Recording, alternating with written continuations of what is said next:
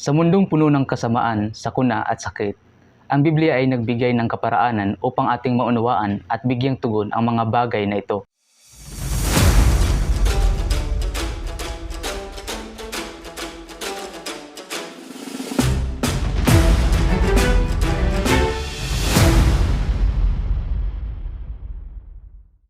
Hindi natin may pagkakaila na ang bawat isa sa atin ay may kanya-kanyang hinaharap na pagsubok.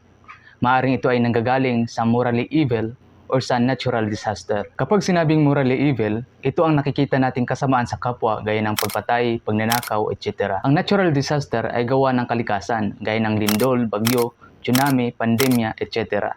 Marami sa atin ang napagsamantalahan ng kapwa at ito ay nakapagdulot ng panghihina sa kanilang buhay at nawalan ng tiwala.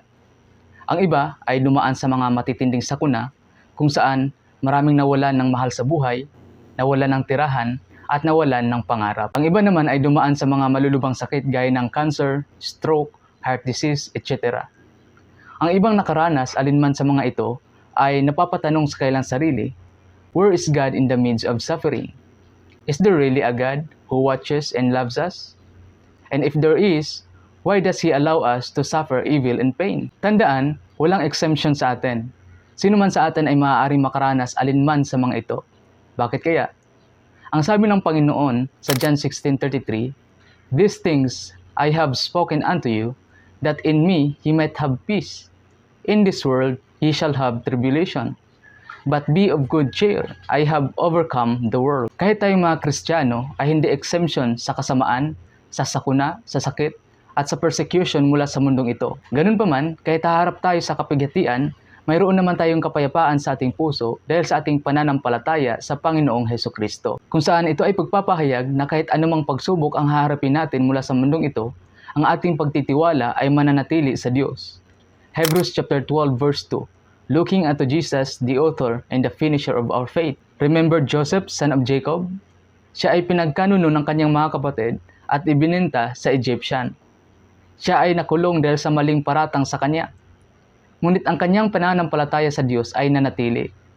At nasasabi pa rin niyang, "Ye thought evil against me, but God meant it unto good." Remember Job, who was suffered from physical pain?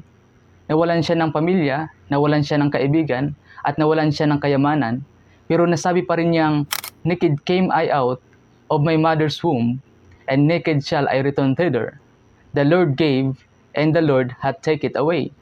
Blessed be the name of the Lord." Si Joseph at Job ay mga kilalang personalidad or karakter sa loob ng Biblia na pwede nating pagkunan ng magandang halimbawa kung paano nila tugunan ang mabibigat na sitwasyon.